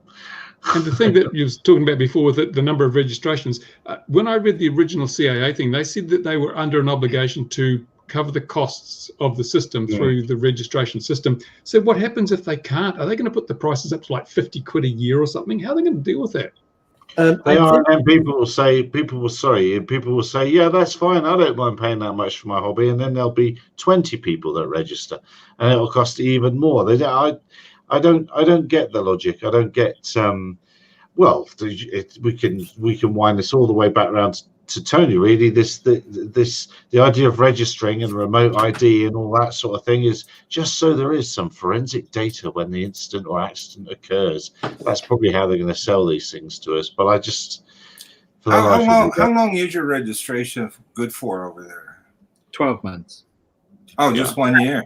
Yeah, then you've got to pay again, and I think that's frustrating people, because if you know, people used to getting, you know, a license for the car or a passport or something, and it lasts, you know, either forever or a considerably longer amount of time. It's really the fact that they've got an overpriced system and they need the money to come in every year, and that's what it's about. And obviously that's got everybody wound up, and it is frustrating because to actually have put people in the database, it didn't have to be such an expensive exercise. But I think what they'll be doing now, and that's the impression I've got off the response in the Freedom of Information request the last day, was that I think they're trying to get the price knocked down. So I think what they'll, because then the original plan was they'll just increase the cost per user to cover it. But yeah, you want dwindling returns then, because the more you do that, the more people that drop off, the more you have to increase it, and ultimately it would then fail. So I think they'll be looking at getting it done cheaper. I mean, you would undoubtedly be able to get that system run cheaper. So what is the cost? Users, they'll be able to do so. £4.1 million, but the lowest, Ian put it back to Freedom of Information request. Ian put a fantastic forward into the CA, and they told him the range of bids, and the cheapest one was like 750, wasn't it, Ian? So like that, and then the one they went for was £4.1 million to set up a database. And that was just to develop it as a minimum viable product, and the annual running cost, which this is the insane bit, was 2.8 million. Now that did involve some marketing and other pieces, but the vast majority of it was just support staff supporting a database and a web front end. And it just seems astronomical. So time will tell, but I reckon they'll get that down. And whether they'll get enough people, we shall see. It's hard to judge because so many people are posting, yes, I've done it. It looks like everyone's doing it at the minute. But obviously, any people that aren't doing it aren't posting to say, I'm not doing it. They'll just be quietly getting on and doing it. So we shall see. Well, it's $5 here. But again, it's such a moving target. You know, we just bought for the company. We just bought nine more drones here a few weeks ago. So we registered 9 drones. And while I was doing that, I noticed that one of the ones that we had before, according to my records, was out of date. Like it expired in March of 2019. So I said, oh no, I logged into that to renew that, and it said it doesn't expire till like 2021. Well, here, because we had the registration and then they did away with registration, then they reinstated registration, everybody that was caught up in that had been registered, they gave extra time to, but I didn't even know that. And so it's, you know, there's that confusion about registration. And we have to wonder how many of these people crash drones and they're out of service then, and they don't re-register. That how much is that you know, contributing to it? Because I mean a lot of people crash a lot of drones there. So and again, they don't take them off the list. They don't take them off by one. So the numbers just look. There's millions of them. Nobody here's crashed a drone. No, surely not. No, other people do. We are saying. We're not registering the aircraft, we're registering the operator. So in the UK, we're doing it. So each individual aircraft will have to be labeled with your operator ID, but it isn't one per aircraft. It would just be yours and done then. Yeah, it's a crazy system. They needed 170,000 people, they reckon, to make this good. And in the UK, the model flying, the organisations, what are they, about 80,000 people, something like that? PMFA, FPV UK, some number like that. So that's of traditional modelers, if you will. And then, somewhere there's going to be another 100,000 people that are just going to register. It's all going to work and be lovely. And it's going to be interesting to see what happens when they add all of those figures up and go, well, we should have at least 80,000 because we know there's roughly 80,000 and only 20,000 have registered. Well, hold on a minute, what happens now? Even more interesting, what's going to happen on Christmas morning when everybody goes to register their new drone they've just got and the system crashes and there's all these kids who cannot legally fly their toys. There'll be a hell to pay. I really think you'll find that actually the sales won't be that high. I think this will be enough to put off a lot of parents from buying them in the first place. I think it really will be the potentially killer of the industry, other than the people that are already out there and have got stuff that will buy it. I think obviously the new Mavic will sell plenty, but again, I think that will be people that have already got a Mavic or a Spark that are just going for the smaller model, thinking, well, it keeps me off having to register for now. But I don't, I don't hear people, every day going, oh, well, I want to get a drone, I want to add it to my kit. I think most people that have wanted to do that have already gone and done it. Yeah, a lot of photographers will still get into it, but a lot of, once you see all that's involved, and most of them are like, I won't bother, I'll just get somebody that does it, and I'll get them in for a job. It's interesting. I got to actually see the Mini today because I hadn't seen one till today. I don't know if anyone's actually seen it. It is incredibly small. As much as you see the pictures and everything, only when you get it in your hand, you do just go, Jesus, that is so small. It isn't much bigger than that. But I got to have a quick play with it today. And as you say, how many parents, I still think that probably even that level of money is higher than most parents are going to be willing to spend at Christmas. 300 and something quid. It's not, parents are not spending £500, £600, £700, £800 on their child at Christmas with multiple toys these days. Well, I'm not. Obviously a Labour supporter. Oh. but no, so I still think there's a price barrier for the Mavic Mini. I think a lot of the people who are going to buy it are existing users. Ian said it himself. I think it's going to sell more to existing users than it will new ones. Well, it's not. I think the bottom line is that there's been declining sales every Christmas for the last 3 years. I don't think drones are the hot toy anymore, and now this little barrier to entries come in. It's especially not quite so hot. And DJI are diversifying. Look, they've got that fantastic robot that they've got out there. So mine's arrived. It's come. It arrived today. I'm just not home. It's arrived. It's twice as bad. Yeah. RoboMaster finally arrived. It's been on order for a very long time, and they finally released the EU ones. It's actually for my kids for Christmas. It's for my kids for Christmas. How much do they cost, out of interest? Frighteningly more than it should. How much did you tell the wife it cost? Let me find the invoice. That's never a good sentence, is it? Yeah. Oh, now we'll wait. I see a new Prada handbag. The Robo is 500 quid on its own.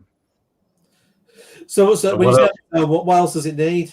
Does it actually need some other stuff? No, you don't need anything else. To be fair, it doesn't need anything else. Another battery, it's DJI, so that's 85 quid. That's a given. You've got a gamepad as well. So I've ordered, because they give you the option of having a gamepad controller rather than do it on the phone. That's what your children want, yeah. That's 85 quid. And then some more gel beads to shoot at the dog, 16 quid. So it's a lot of money. For me, it's the idea is it's something I'm going to build with the kids, because the interesting all of the comments I've had is put together amazingly well. The quality of the build and how it's made is very, very good. So I'm looking forward to doing that. And it's about building it, and it allows them to do STEM. It allows them to do the block programming. It also looks damn fun. I want 3 of them in a warehouse and a couple of friends and some beers. That's what I really want. They'll do a full down on the friends part then, but there we are. Yeah. Point with that. I think the fact it's got Python, you've got a genuine thing there where you could actually get them interested in programming, which is quite a tough sell these days. Because kids, nothing you have these days, your consoles, that's just about gaming. There's no programming, so that's something where. Listen, I got the Cosmo, and interesting, what's annoyed me is my Cosmo's just randomly died. The battery's given up on it, and I've had to order one in from China because you can't even get them in the UK. Obviously, Anki don't exist anymore, and that was the closest thing to something like this before DJI did it. Was that? And there's all sorts of the Star Wars ones as well. I think are programmable, aren't they? You can get them in the Apple store. Yeah. You run where I teach, I run the Lego EV3s. They're very, very, very good. What's happened to the world, Gary? When we were kids, it was a ball and a stick and a hoop. That was our Christmas presents. I mean, and a piece of coal, a lump of coal. We were pleased to get a lump of coal. Now it has to be electronic. Yeah. Avoiding rickets was on my main goal back then. Yeah. Now I've not. Does anyone know what this Amazon one is? Chris Anderson keeps talking about this heavily on Twitter. Is this Amazon car that's been released? And it's something to do very similar programming and all of that. But I don't know anything about it at all. I don't know if anyone else has seen it. Yeah. Does it deliver itself? It should do, shouldn't it? By drone. It should absolutely. But I'm going Rovers at school. Rovers is where we're at, just because it's easier to comply. And of course, if it's windy and raining, we can go inside the sports hall and use them much easier. And do you think right now the Department for Transport is conjuring up rules and registration things for all these rovers? Yeah, I think they probably are, and I think we probably need to have a few tasks and challenges with them, big, hairy, audacious goals ones, before those sort of regulations do come in. Something interesting I was going to say, because we talked about the Mavic Mini 8. Did anyone see the stripped down pictures? There's some pictures gone online this week. One of the dealers has taken it apart, and what amazed me even more is almost 50% of it is empty space at the front. So as small as it is, they're actually, the whole front end above the gimbal is just the gimbal. There's no electronics up there virtually at all. The whole aircraft is literally that big inside. It's a board that big. So as small as the aircraft is, the electronic side is minute, absolutely minute. I guess the only thing with that, and you might know, is I'm presuming a lot of redundancy would have been lost out of that, because if you had multiple IMUs or compass units, that would all add to the weight and the cost.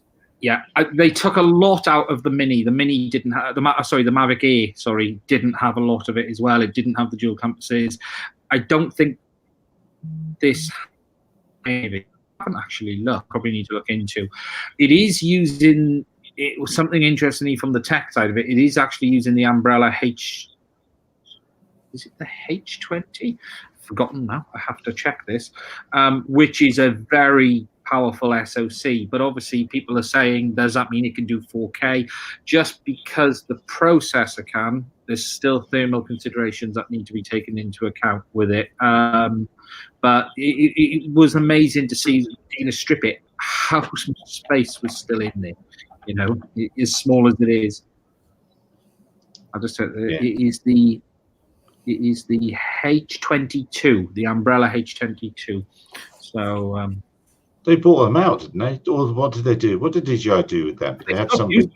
They stopped using them for a period. They didn't use them on the Mavic 2. They didn't use them on any of the Osmo lines for a while, but they've gone back to them again now, which is interesting. I knew there was a story there. I just couldn't quite remember it. It was people that stopped using them, wasn't it? Because they used to do their... Yeah, they had the A9 in the Mavic, which is the same SoC that's been used in the Inspire 1. The A9 had been used in everything up to the Mavic Pro, pretty much. It was actually the limiting factor in the X5 camera, which it was just pushing it to its limit with the MFT sensor. But with the Mavic 2, they went in-house. And with the Mavic Air, which came first, they went in-house. Then the Mavic 2 came after it again in-house. But they've gone back to Umbrella with the Osmo Action, which was the first one to see it, which is the little camera. And now they've taken that again over onto the Mavic Mini. So, but again, it's like all of these things, it's deals. I suspect Umbrella probably had done a deal with GoPro, and that probably didn't work out as well as they'd hoped. Volume-wise, at the end of the day, we know where GoPro's at. So I suspect that they've probably DJI been able to do a better deal on the cost of the SoC. Yeah, it'll be something like that, wouldn't it? It's what Now, guys. look, Yeah. we've gone very far over the time now. Does anyone else have any more for any more? I have one. Oh, yeah. One Go on then. I'm going to mention it because I've pushed this one all week because I want to see the first one. I need to know. Oh, the gold cubes. Oh, yes. In 9 months' time. 9 months' time. 5, is it being given away? Or 5, not given away. You'll buy yourself. Well, you tell the story, Ian. Yeah. Philip, obviously, we had the release of the Cube Orange with the ADSB carrier board about a month ago from Profi CNC, the Cube Autopilot, and they're going to swap out. 5 random people are going to get a gold cube in the box, and those 5 lucky people who find the gold cube will get the opportunity to go to the Cube Pilot conference in China next year. Yeah, I'm a bit disappointed with that. I really wanted it to be a chocolate factory. That's what I really wanted. Only gold, not platinum.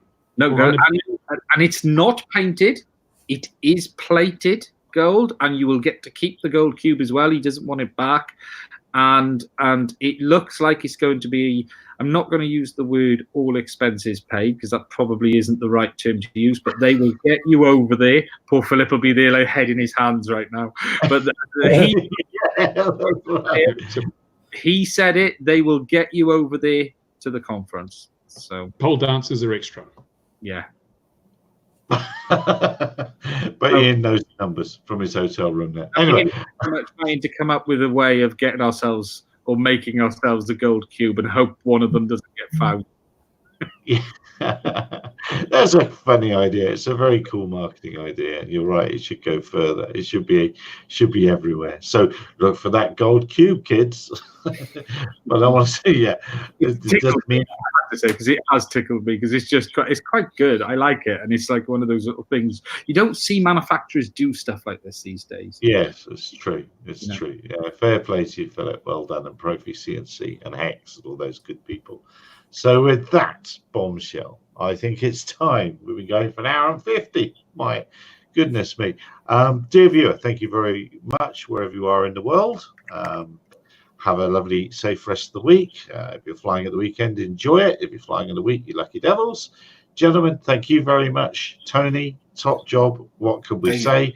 We'd love to post some more and hear more about that. And we'll speak to all you good people again, 2100 GMT next week. Like, subscribe, hit the bell, all those other YouTube-y things I was supposed to say. He's like a professional. What's that? You reckon? I've heard it. I've heard it on all Bruce's video, mid-roll ads. You just say all these things, haven't you? Anyway. Oh, one more thing before we go. Talking to Bruce. Yeah. I've seen him tweet a few more times. I know. He's yeah, he is on Twitter. It seems. I'm a tweeting demon now. He even published a video whilst we were live on air earlier. Did he? Did I? All right, guys, we're descending to yet more nonsense, won't we? Thanks very much. See you all again. Well done, Tony. Safe week all. Bye-bye. Bye. There's the second.